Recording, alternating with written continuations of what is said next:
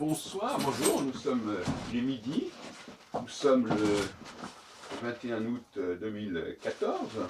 Je viens d'écouter une émission sur RFI consacrée au viol et je voudrais relier cette question à la cyclologie astrologique. Vous savez qu'une de mes thèses principales actuellement, c'est que l'astrologie nous parle de l'évolution du comportement féminin par rapport à l'homme, avec des processus de rapprochement ou d'éloignement. Donc, l'astrologie me semble avoir une compétence particulière pour traiter du comportement relationnel entre hommes et femmes. Et je disais dans une précédente vidéo que ce comportement-là pouvait avoir des conséquences psychosociologiques au niveau de la société, surtout quand ce sont des phénomènes qui se recoupent, qui se renouvellent, qui se multiplient, dans un sens comme dans l'autre. Donc pour moi, c'est une clé stratégique que le comportement féminin, parce que le comportement féminin, pour moi, astrologiquement, les femmes déjà sont celles qui reçoivent les impulsions sur le plan de la menstruation, ce sont celles qui sont marquées par le cycle de la grossesse, et donc à mon avis, ce sont des acteurs majeurs de tout ce qui est le temps biologique. Et elles le répercutent sur les hommes. D'ailleurs, dans le domaine du judaïsme, ce sont les périodes féminines qui déterminent, bien entendu, le mode de relation, l'emploi du temps des relations avec le partenaire. Donc il y a une loi comportementale qui est fonction des états féminins qui sont eux-mêmes fonction d'états cosmiques. Que ce soit des états cosmiques qui se sont imposés par la nature, ou que ce soit des états cosmiques qui ont été déterminés socialement et qui se sont perpétués diversement. Alors, moi, ce qui me frappe dans un débat sur le viol, c'est déjà la récurrence du mot viol. C'est-à-dire que c'est un mot. Moi, je me méfie beaucoup des mots. Si quelqu'un répète 1000 fois « j'ai été violé », et si on ne sait pas ce que c'est que le viol, c'est un problème. Donc, de toute façon, il y a des périodes où les relations entre hommes et femmes se développent et où il peut y avoir en effet des situations ambiguës, ambivalentes, et qui sont en plus inconscientes. Parce qu'il y a des phases, notamment la phase conjonctionnelle, où il peut y avoir des comportements de rapprochement entre les hommes et les femmes qui ne sont pas forcément de l'ordre du conscient et qui ne déterminent pas forcément des comportements conscients et assumés. Et malheureusement, je suis obligé, je ne veux pas choquer les gens, mais je veux dire que sur ce point-là, on a encore beaucoup d'éléments qui nous échappent et l'astrologie nous apporte certains éléments. Mais il y a aussi la configuration inverse. Et j'aimerais bien que l'on parle également de cette configuration inverse, qui est celle de l'abandon, qui est celle de la rupture de la relation. Est-ce que cette rupture de relation n'est pas également traumatisante? Parce que nous sommes en train de parler de traumatisme. Vous savez que moi j'ai pas mal écrit sur ce sujet. Le présent nous parle du passé. Donc si je vis un traumatisme au présent, c'est qu'il y a eu quelque chose qui l'a provoqué dans le passé. Ça, c'est une certitude. Enfin, je veux dire, la seule certitude que nous ayons quand quelqu'un dit quelque chose, c'est ce qu'il nous dit maintenant. Et le fait d'ailleurs qu'il nous le dise maintenant prouve que ça a perduré, que c'était grave, puisque c'est resté. Maintenant, l'effet, on le connaît. Comment on en est arrivé à cet effet, à cette conscience, à cette sensation, c'est à déterminer. C'est le rôle de l'historien de déterminer, si tant est qu'il faille en arriver là. Mais je veux dire qu'on ne peut pas faire l'économie de l'histoire. Bon. Et qui est-ce qui est capable d'écrire l'histoire du présent? C'est une méthodologie, c'est une compétence particulière. Il y a des professions, comme par exemple la profession de policier, qui suppose que l'on soit capable de retrouver le passé à partir des données présentes. il y a le psychanalyste qui doit être capable, dans certaines mesures, d'aider la personne à restituer un passé euh, par des questions successives qui feront que ça va se débrouiller. Mais la recherche du passé, c'est quelque chose d'extrêmement complexe. Et c'est pas à la portée de n'importe qui.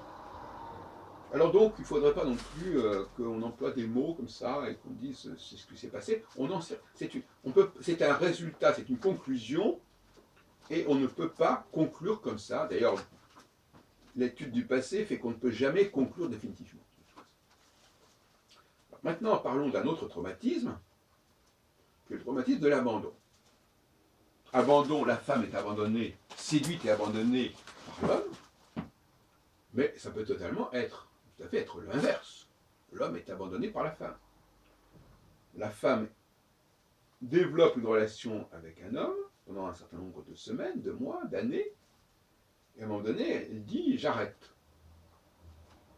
Alors, là aussi, comme pour le viol, on va dire peut-être qu'il a fait ce qu'il fallait, je veux dire qu'il a eu un comportement qui a justifié qu'elle arrête. Et même qu'on peut dire que la femme a eu un comportement qui a justifié que l'homme veuille entamer une relation sexuelle, et puis après on dira que non. Là, en l'occurrence, on peut dire oui, elle a arrêté, mais moi je ne voulais pas arrêter. Je ne voulais pas que ça s'arrête. Oui, mais vous avez quand même eu un comportement qui a fait que la personne a décidé d'arrêter. Oui, on peut. Moi, je mets carrément, je veux dire très franchement, moi je mets en parallèle les deux choses, et je pense que sur le plan traumatologique, il y a des points communs dans les deux cas, et dans les deux cas, il faut faire une enquête pour savoir qu'est-ce qui s'est passé, pourquoi la personne se sent mal. Parce que dans les deux cas, c'est ça. Le malaise, le traumatisme, il n'est pas exactement le même. Il y a un malaise avec des conséquences particulières, des formes de résilience qui sont parfois extrêmement pénibles.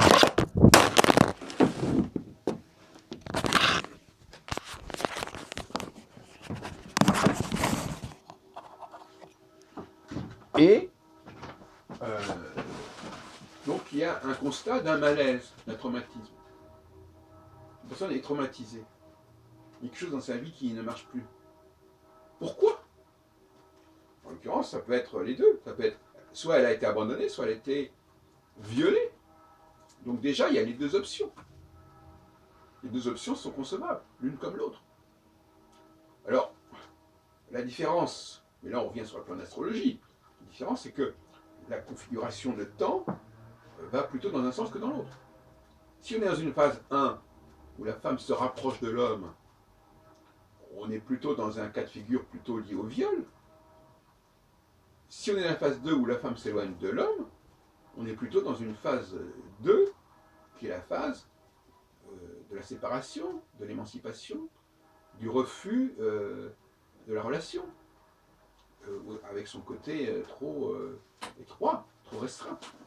Donc l'astrologie peut répondre à une certaine probabilité, elle est capable d'aller dans le passé et déterminer quelle est la phase du cycle de Saturne de 7 ans, où l'événement, où on peut rechercher la cause de ce malaise qu'on ressent aujourd'hui, ici et maintenant.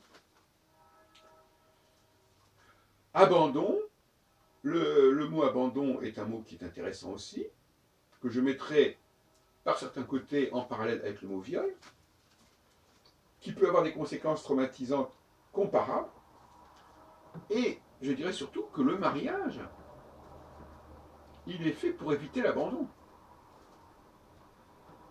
Donc, ça montre bien que c'est un crime, quelque part, l'abandon. C'est un crime au sens anglais du terme. Abandon du foyer, abandon de famille, on peut aussi abandonner des animaux. Ne disons pas que l'abandon n'est pas grave, sous différentes formes. La rupture, si on veut aussi. Est-ce que c'est moins grave ou plus grave que le viol, que ce qu'on appelle le viol? Ça peut être aussi sanctionné, mais il est certain que le mariage est là pour sanctionner l'abandon plus que le viol. En revanche, si j'ai une relation avec quelqu'un avec qui je ne suis pas marié, là, ça s'apparente davantage au viol par certains côtés. Mais le viol serait, dans ce cas-là, le viol des liens du mariage, l'adultère par exemple. Donc vous voyez, le mot viol peut être employé dans un autre sens. Peut être le viol de l'équilibre social par le fait qu'une relation sexuelle ait eu lieu entre des personnes en dehors du cadre du mariage. Parce que le mariage, quelque part, il supposait ne pas permettre l'idée du viol. Bien qu'on puisse parler aujourd'hui de viol entre époux. Mais globalement, le viol est généralement déconnecté du mariage. Dans 90% des cas, il n'y a pas eu viol dans le cadre du mariage. Donc c'est un viol hors mariage, et donc par conséquent, puisque le mariage n'était pas là, il y a déjà un délit en soi.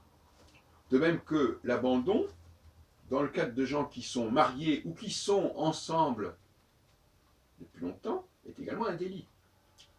Chez les juifs notamment, des relations intimes entre juifs pendant une certaine période, au vu et au su de tout le monde, ou en tout cas où il y a des témoins, s'apparente à un mariage.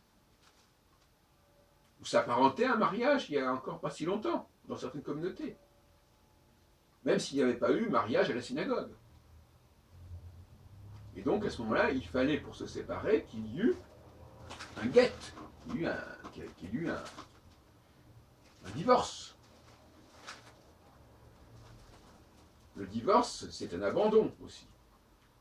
C'est un abandon qui se fait selon des normes qui sont régulées, qui sont posées. Bon, c'est pas le même abandon que quelqu'un qui dit oui, bon ben voilà, du jour au lendemain, je m'en vais, on se sépare, etc. Toute la loi concernant le mariage veut éviter que quelqu'un s'en aille, quitte le domicile conjugal ou concubinal, sur un coup de tête, comme cela, et du jour au lendemain. Il faut qu'il y ait une explication. Il ne faut pas dire, voilà, on s'arrête, point final, ne me contacte pas, etc. Oublie-moi. Il faut qu'il y ait une explication. Et s'il n'y a pas d'explication, le juge a le droit de ne pas considérer qu'il y a divorce, que les gens doivent se séparer. Séparation de biens, etc. Séparation de corps. Donc ce que j'ai voulu dire pour cette causerie, c'est qu'on ne peut pas découpler le mariage, l'abandon et le viol. 2, que ça renvoie aux lois sur le mariage, sur le couple, moralement et juridiquement. 3, que l'astrologie est concernée parce que l'astrologie nous parle de ces périodes qui font alterner le rapprochement et l'éloignement dans le comportement féminin, mais aussi, bon, on peut aussi dire que ça englobe en tout cas le couple. Le couple est voué à subir certaines formes de stimuli liés soit au rapprochement, soit à l'éloignement, à l'abandon. Et là, au niveau de la recherche, ça peut jouer un rôle. Je conclurai en disant, en répétant, que de toute façon, je suis d'accord, le présent est le point de départ. Si le présent est traumatique, c'est un point de départ. Et ce traumatisme, il est constatable, il est observable. Il n'est pas nécessairement qualifiable. Il peut y avoir plusieurs explications, mais il est en tout cas observable. Et si effectivement la personne est perturbée dans sa vie professionnelle, dans sa vie relationnelle, il y a un dommage. Un dommage qui a été provoqué par la vie, par l'existence, par les autres, et par soi-même éventuellement, par soi-même dans son rapport aux autres. Il y a un dommage, et on peut faire une enquête sur ce dommage, sur les causes de ce dommage. Mais on ne peut pas, j'insiste bien, affirmer, avant même que l'enquête ait eu lieu, ce qu'il en a été et ce qui s'est passé. Donc je crois que là, il y a un problème de langage. Moi, je viens d'écouter pendant une demi-heure une émission sur RFI, où les gens n'ont pas cessé de dire le viol, j'ai été violé, il y a eu viol, il y a eu viol, il y a eu viol. C'est du degré zéro de l'intelligence. C'est-à-dire, qu'est-ce que c'est que cette façon de répéter indéfiniment un mot qui, comme s'il n'y avait que ce mot-là. Normalement, on doit pouvoir s'exprimer. Alors on nous dit, oui, mais ça a perturbé, et quand ça perturbe, on ne se souvient plus très bien, etc.